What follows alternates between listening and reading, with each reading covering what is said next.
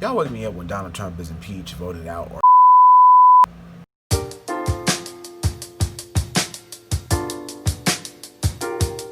So it's been a crazy week this past week. A lot of things have popped off, and if I tried to talk about it all, I'd be here all day. So for the sake of time, I'm going to talk about the things that stood out to me this past week. I think the first thing I should start off with is the most obvious.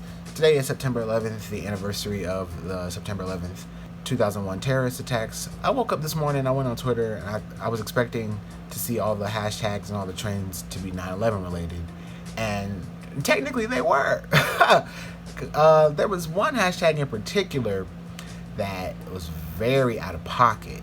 Hashtag all buildings matter. And when I saw the hashtag, I thought to myself, surely this hashtag isn't what I think it's about. And when I clicked on it, lo and behold, it was exactly what I thought it was about. Hashtag all buildings matter is in response to, the Twin Towers falling and the Pentagon. And the hashtag is intentionally obtuse. It is intentionally untactful. And I think it's supposed to get a reaction out of people to prove a point. Sometimes you got to fight fire with fire. Sometimes people don't get something until you put it down or break it down on a level that they can understand. And I definitely think the topic of 9/11, using 9/11 as a topic, I think that'll bring the point across, because the whole point is to kind of expose the hypocrisy and the logic of some people. Because if you can understand why all buildings matter is disrespectful on 9/11, but you can't understand why all lives matter is disrespectful in response to issues of racial inequality, then you're either dumb or you're racist, but probably both. The hashtag is definitely incendiary. It definitely is a soft spot, but I see what they were trying to do, and hey, don't hate the player, hate the game. Another thing that happened this past week, Mr. Tyler Perry. Mr. Tyler Perry, he, according to Forbes, he has officially joined the Billionaire Club. And I would congratulate him on that if I didn't hate billionaires. I'm sorry, but I have a love-hate relationship with Tyler Perry, and it's got even further complicated now that he's a billionaire. On one hand, I have admiration for what he's been able to accomplish.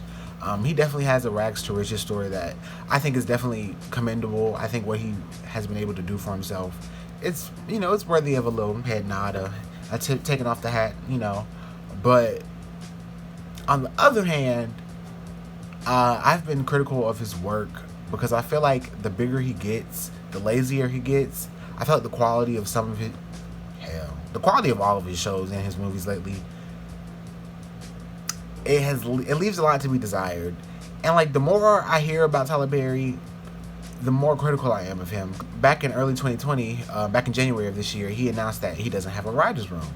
And he almost said it like it was a badge of honor, like he was bragging. And I was just like, that explains so much. Because honestly, there's a definitive point where you can tell the quality of his work just seems to take a dive down. I want to say after 2013, his stuff it gets predictable, repetitive. The writing is cringeworthy. The acting from some of the actors, it leaves a lot to be desired. So I've always been critical of that. And so now that we know he's officially a billionaire, I'm just what's the excuse? Because we know for a fact it ain't money. It ain't money because you part of the Billionaire Club now. So there's no excuse for Tyler to be making some of the stuff that he makes. For me, it's quality over quantity. Tyler, he makes a bunch of shows, and not even one of them can stick. This man made a whole universe. He made an MCU before the MCU, the Medea Cinematic Universe. So I'm just why can't you just make quality stuff, Mr. Perry? I don't understand. Math not mathing. A couple days ago, a headline broke from the New York Post that Tyler, he filmed almost 20 episodes of one of his new shows in 4 days. Are we supposed to commend him for that? Tyler, you have a whole studio. He was the first black man to have and own his own studio. So I don't understand, what's the rush? And I can almost guarantee whatever show it was that he was filming, whenever it airs, you will be able to tell that it was filmed in 4 days. Because I've watched some of his shows, and literally a whole season will take place over the course of like 2 days. Like literally his scenes drag, and it's so boring and it's very hard to watch. So I'm just like, Mr. Perry, Mr. Tyler, do better. Do better. Especially now that we know you have the means, Mr. Billionaire, you have the means to make quality things. Because he can be so much bigger and better than what he currently is. Even despite the fact that he's an ethical ass billionaire, he can still make quality shit. So I'm just like, Tyler, don't make me drag you on both ends. Make me drag you just for being a billionaire, not for making trash ass content. Like, please. And you know, him being a billionaire now even further complicates our relationship, because it is my opinion, well, hell, that's a fact, you can't be a billionaire without doing some unethical, you know, shit. Like, in this society, in this capitalist economy, the only way you can amass that type of wealth is by exploiting something or someone and underpaying your workers. I'm sorry, it really don't matter how you cut it or try to frame it. It's unethical to be a millionaire. It's unethical to have that much wealth. Let's do the math, okay? Let's say from the day you're born, you get $1,000 every day.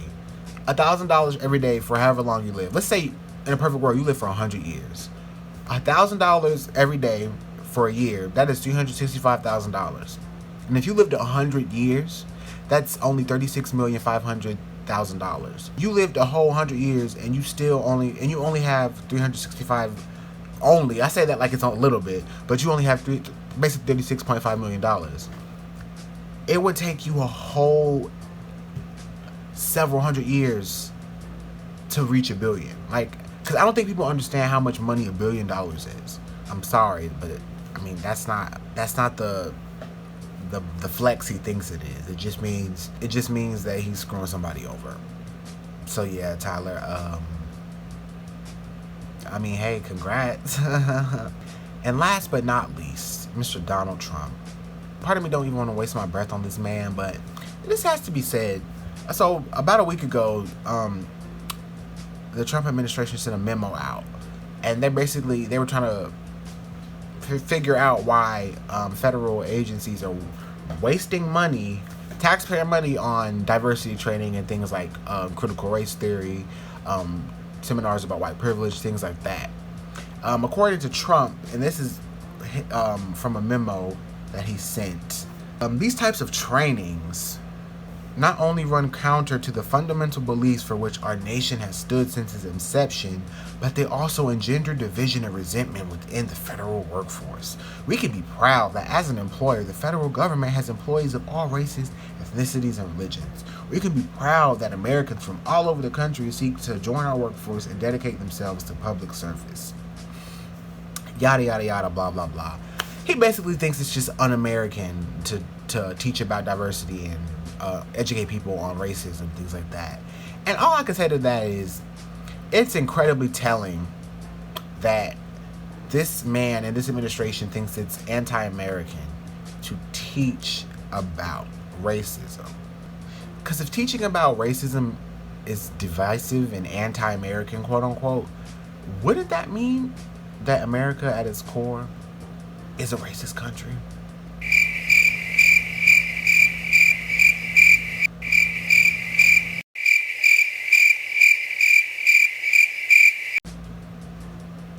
Critical race theory is a theory that was formulated by Kimberly Crenshaw and other scholars. And basically, it just looks at the intersection of race, the social construct of race, and how it interacts in other parts of, within the context of the United States, how it interacts with other parts of things like the criminal justice system, how it interacts with laws and healthcare, and like everything. It just takes a holistic look at race and how it plays a factor in other parts of society and how it impacts the lives of black and brown people. That's all it really is.